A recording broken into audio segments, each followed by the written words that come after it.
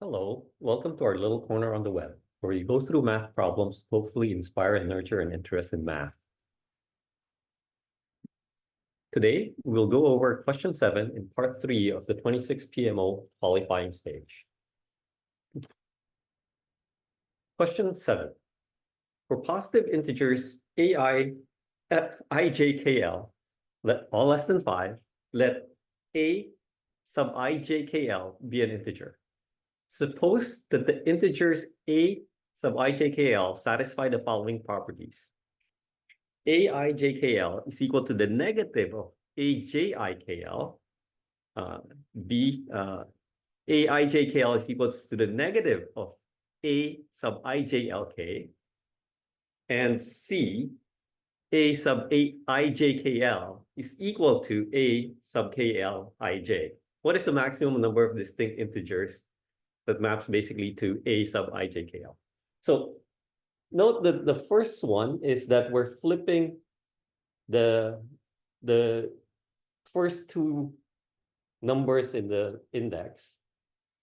The second property that it wants us to satisfy is we're flipping the last two of the index, meaning KL, right? Here we're flipping IJ, here we're flipping KL.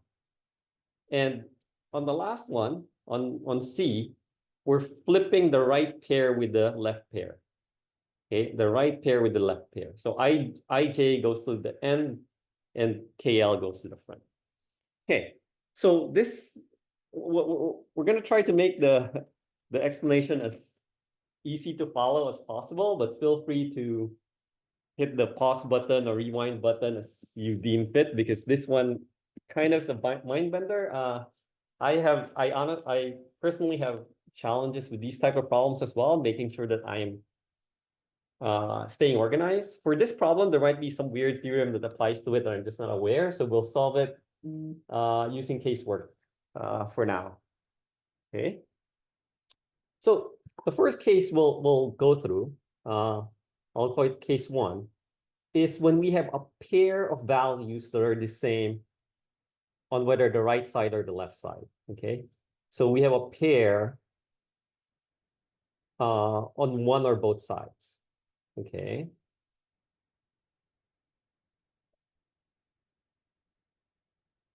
What I mean by this is we have some a of xx, yz, meaning the first two numbers are the same.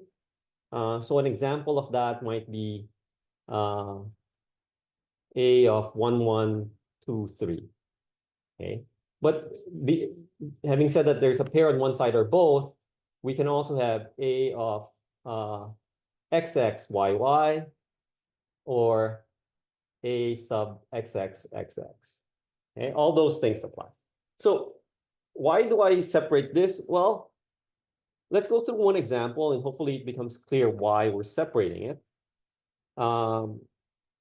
Let's take this a 1, 1, 2, 3. Okay, if a 1, 1, 2, 3 maps to a ijkl, then that should be equal to negative of a jikl. But that also has an index of 1, 1, 2, 3. So a 1, 1, 2, 3 is equal to negative of a 1, 1, 2, 3. Okay, which is equal to negative a of 1, 1, 3, 2, because negative a I j l k. Okay, and lastly, if we take a of j I l k, we have now positive 1, 1, 3, 2. Okay, so this suggests that because a of 1, 1, 2, 3 is equals to negative of a 1, 1, 2, 3, the only case this will happen if they're both 0. Okay, same here. This has to be 0. So it turns out that for all cases where we have pairs, here we just went through a pair being on one side. You can also go through the pair being on the KL side. It doesn't matter. You'll end up with the same reasoning. Or if there's pairs on both right and left side, you'll also end up with the same reasoning. and also a pair, not pair, but a quadruple of the same value, meaning A sub 1, 1, 1, 1. Okay. So this means that all of those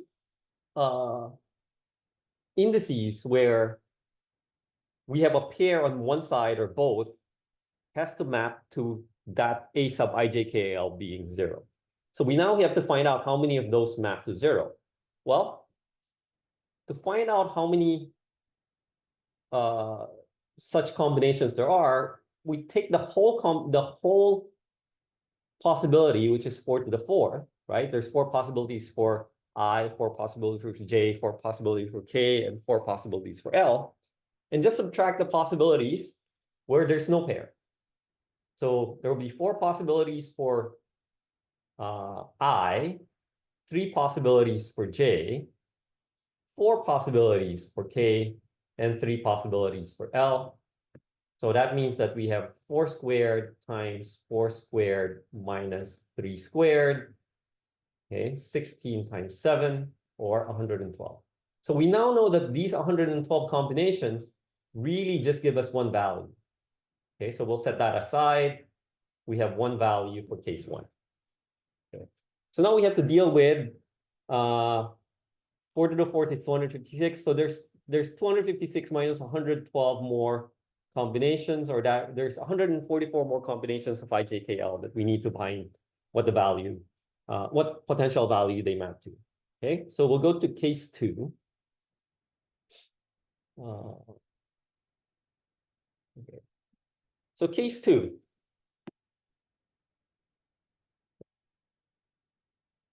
So for case 2, we'll take the case where it's not a pair on ij or kl, but the 2 numbers on ij is the same as the 2 numbers on kl. What do I mean by that? Okay, so we'll write it as not pair,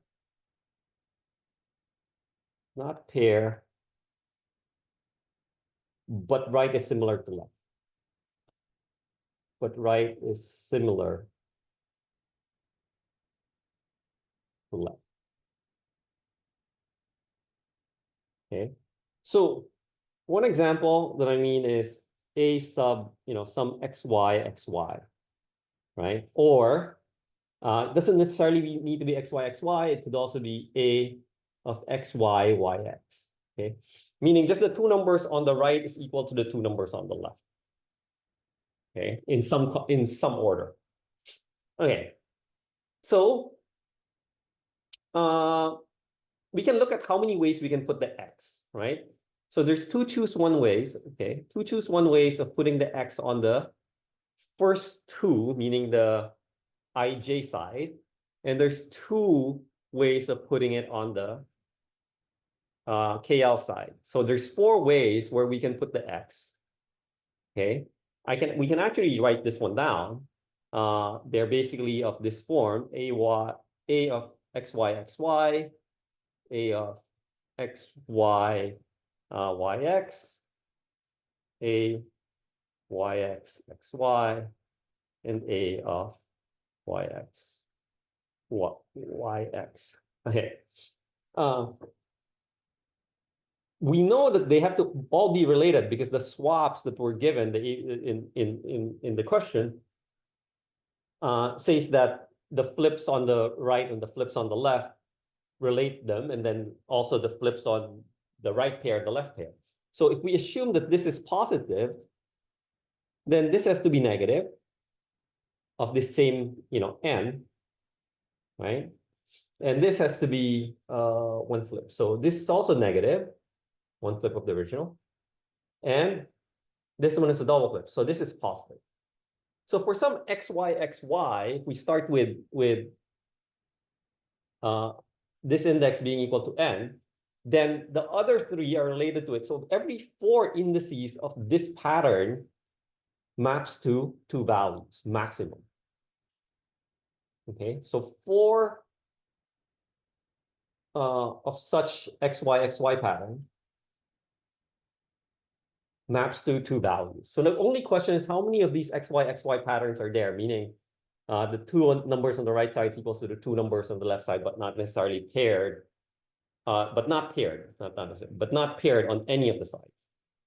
So here, if we take this combination, right? There's four ways to choose the y. Oh, sorry, the x.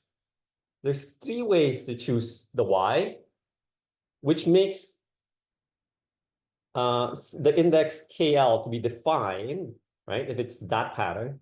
But we're also interested in the pattern where it's flipped. So there's actually two. This is the flip of the xy on the right side. So for this one, there's actually 24 combinations. And we know that for every four of those combinations, it maps to two maximum of two integer values. So from a values perspective, right, it's 24 over 2 equal to 12 max integer values. So case one gave us 1. This case gave us 12. So now we're up to 13. Okay, 13 values. We have two more subcases. Actually, you can combine them, but for the purposes of explaining it, we will do them separately. Okay. So case 3. Okay. Case 3, well, you know, we've dealt with pairs, we've dealt with pairs on one side, and we've dealt with similar values on the right two indices and left two indices. So now we'll deal with the case where we have one value that's repeated on the right and the left of side of the index, meaning one of the ij is equal to one of the KL. Okay. So what I mean by this is, okay, we'll name it as one value similar on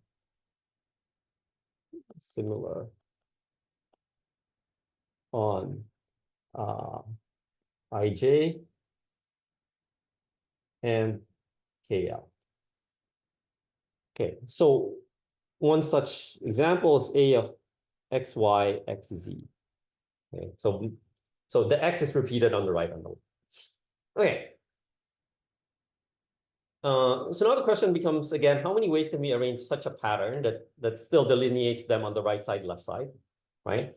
So there's choose one way of putting the x on the ij side. There's choose one way of putting the x also, okay, on the KL side. Okay.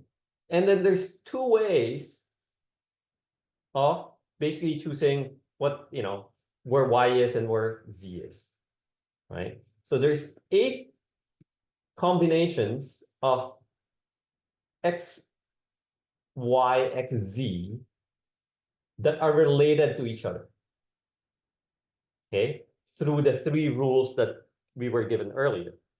Okay, so for the sake of understanding it better, we'll try to show you the relationship.